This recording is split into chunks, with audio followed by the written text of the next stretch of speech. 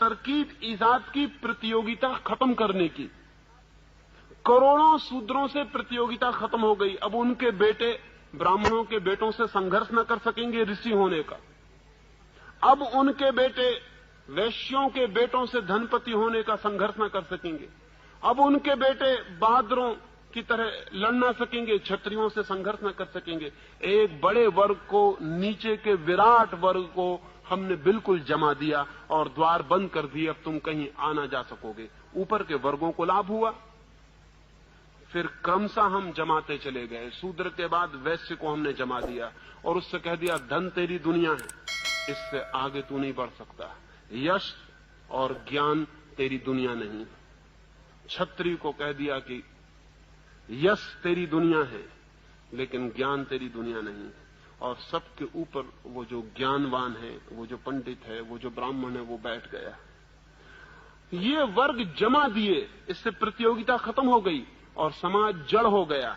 हिंदुस्तान को वर्ण से जितनी मृत्यु मिली, जितनी जड़ता मिली, उतनी किसी और चीज से नहीं मिली। इसका फिर परिणाम अनंत रूपों से घातक हुआ।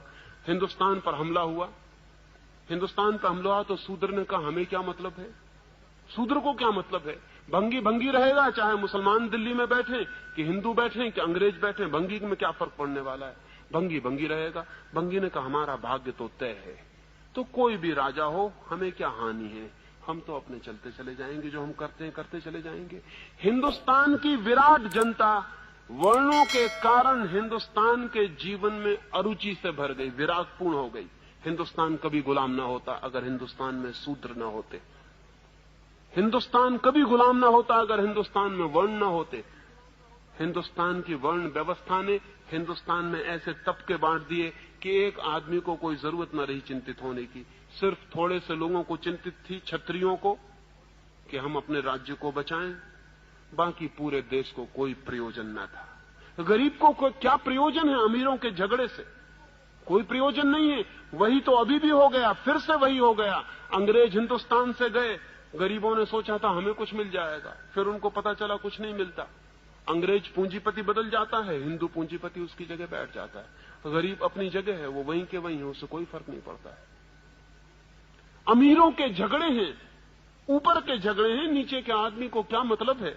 ये हिंदुस्तान के हजारों वर्ष के शूद्रों की वर्ण व्यवस्था की टूट ने ऐसी स्थिति जमा दी कि हिंदुस्तान में कोई सामाजिक धारणा, कोई राष्ट्र, कोई नेशन, कोई भी पैदा नहीं हो सका। लेकिन जो लोग इनके विरोध में खड़े हैं वो भी मौलिक आधारों के विरोध में नहीं है। गांधी जी चाहते थे कि अछूत मिट जाए, लेकिन गांधी जी कर्म के सिद्धांत के संबंध में एक शब्द विरोध में नहीं बोले।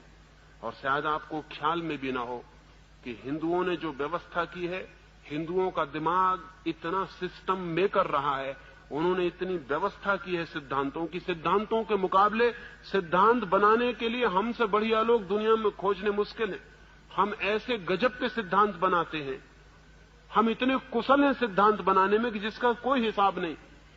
सूत्र हमने ऐसे ही खड़ा नहीं कर दिया, हमने पूरी मनोवैज्ञानिक दार्शनिक पृष्ठभूमि बनाई। हमारा कहना यह है कि जो आदमी जैसे कर्म करता है वैसा उसे जन्म मिलता है। शूद्र वे हैं जिन्होंने पाप किए, वो शूद्र वर्ग में पैदा होते हैं। ब्राह्मण वे हैं जिन्होंने पुण्य किए हैं, वो ब्राह्मण वर्ग में पैदा होते हैं। पिछले जन्मों में जिन्होंने जैसे कर्म किए हैं उनके 4 विभाजन, और उन 4 विभाजनों में लोग पैदा होते हैं। इसलिए शूद्र भी बेचारा राजी हो गया, उसने कोई बगावत नहीं की। उसने कहा कि ठीक है, हमने पिछले जन्म में बुरे कर्म किए होंगे इसलिए हम शूद्र हो गए हैं, अब अच्छे कर्म करेंगे तो अगले जन्म में ब्राह्मण हो जाएंगे। अगले जन्म की आशा में वो आज शूद्र होने को राजी हो गया। हिंदुस्तान का शूद्र राजी है, अगले जन्म की प्रतीक्षा कर रहा है। और हिंदुस्तान का दिमाग बेईमान है, जिसको भी राजी करवाना हो उसे अगले जन्म का प्रलोभन दे दो, वो राजी हो जाता है। जब तक ये कर्म की विचार सरणी न टूटे और जब तक हम इसकी पुनर्व्याख्या न करें, तब तक शूद्र को मुक्त होना बहुत मुश्किल मामला है। और बड़ा मजा तो ये है कि जिससे उसे मुक्त होना है वो उसी से बंधने की पूरी कोशिश कर रहा है। विनोबा जी या गांधी जी उसको उन्हीं मंदिरों में ले जाने के लिए प्रवेश दिलवा रहे हैं जिन मंदिरों से उसे मुक्त होना चाहिए। ये बड़े मजे की बात है। जिन हिंदू पुरोहितों से मुक्त होना है, गांधी जी और विनोबा जी कह रहे हैं कि उन मंदिरों में शूद्र का प्रवेश होना चाहिए। ये बड़ी क्रांति की बात है कि मंदिर में शूद्र का प्रवेश हो। किसके मंदिर में? उसी मंदिर में जिसने उसे शूद्र बनाया, उन्हीं पुरोहितों के मंदिर में जिनने उसको हजारों वर्षों तक पीड़ित किया और शोषित किया।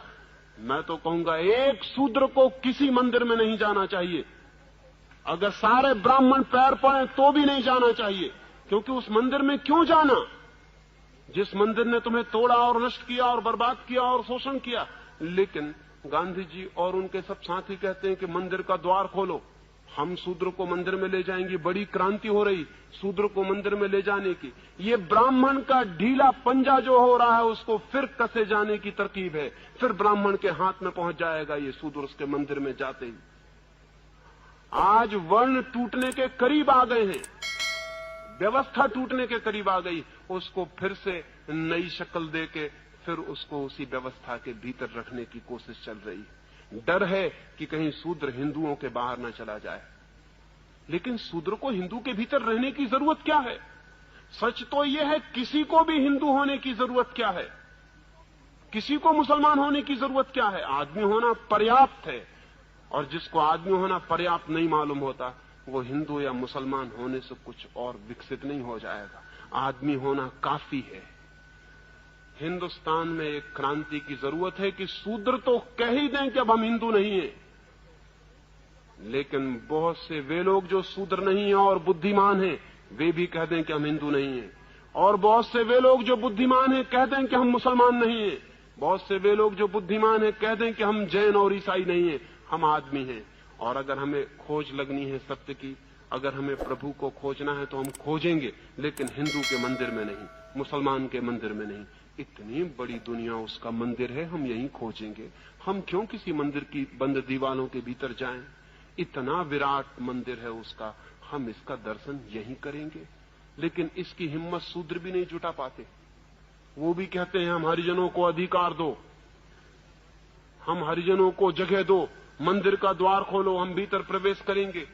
तुम किससे अधिकार मांगते हो? और ध्यान रहे, अधिकार मांगने वाले कभी भी स्वतंत्र नहीं हो सकते।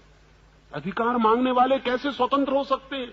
जिनसे अधिकार मिलेंगे वे उनके परतंत्र बने ही रहेंगे। और जिन्होंने हजारों वर्षों तक दिमागी सांचे बना के आदमी को कसा है, वो इतने होशियार हैं कि वो नए सांचे बना लेंगे और फिर कस लेंगे। नहीं, सब जाल तोड़ के बाहर आने की जरूरत है। किसी हिंदू मंदिर में किसी शूद्र को जाने की जरूरत नहीं, और किसी शूद्र को अपने को हरिजन कहने की जरूरत नहीं। आदमी कहना काफी है।